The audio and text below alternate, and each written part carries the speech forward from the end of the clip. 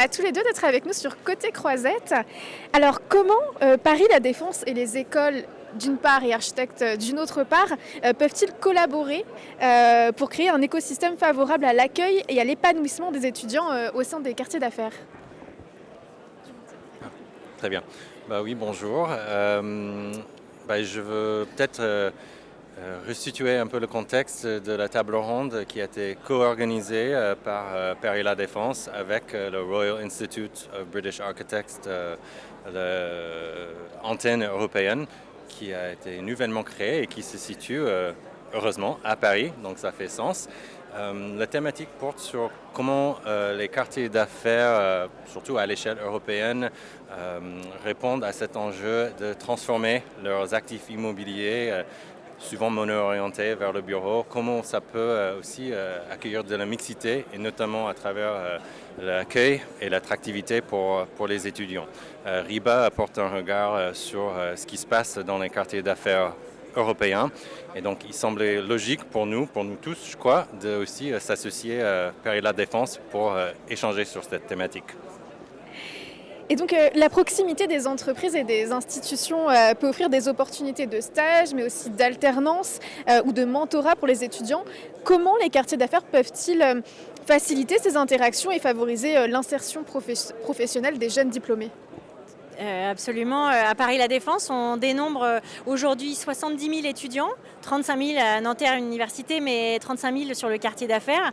55 écoles qui sont développées rapidement ces dernières années. Et on voit tout l'écosystème que ça développe pour le quartier. Les étudiants, ils sont là le soir, ils sont là tous les jours, y compris le vendredi. Vraiment une dynamique nouvelle dans la fréquentation du quartier, ce qui est un vrai atout et une vraie chance pour le quartier.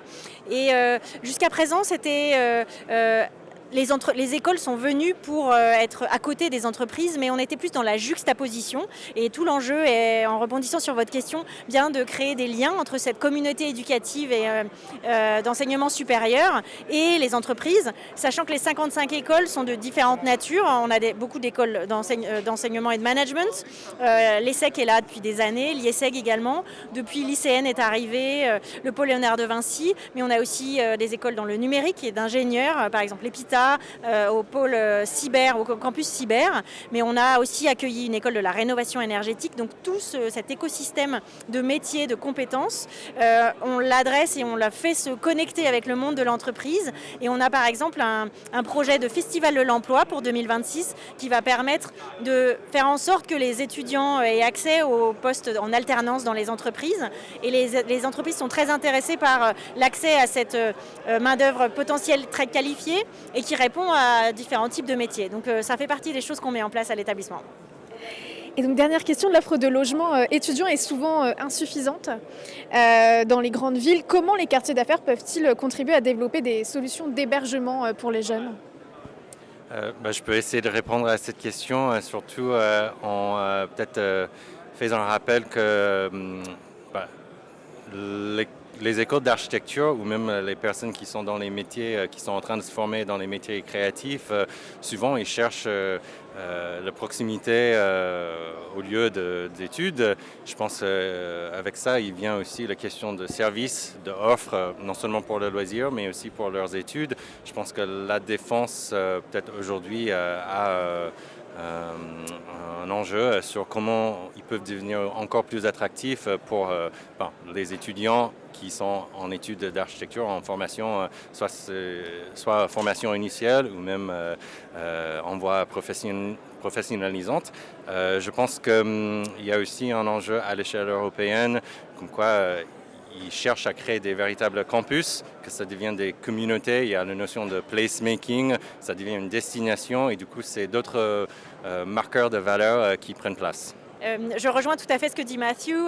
Notre enjeu, c'est bien de développer un vrai campus Paris La Défense avec une offre de logements étudiants, jeunes actifs. En toute honnêteté, cette arrivée importante des écoles, nous ne l'avons pas planifiée. C'est un effet de la dynamique du quartier qui a permis cette arrivée importante d'étudiants qui étudient tous les jours à La Défense. L'offre résidentielle, elle doit se développer. On s'y emploie. On s'y emploie dans nos opérations d'aménagement, par exemple dans les GROU. On développe une offre résidentielle variée quartiers, y compris abordables, où une part de logement étudiant est prévue, mais aussi en travaillant avec les propriétaires des immeubles de bureaux de la Défense. On sait que certains sont obsolètes, sont vides aujourd'hui. Ça crée tout un potentiel de développement de logements étudiants et on réfléchit à développer 3 à 5 000 logements étudiants dans les prochaines années. Et pour ça, on construit un partenariat avec les propriétaires et la communauté des investisseurs. Merci beaucoup à tous les deux d'avoir été avec nous sur Côté Croisette.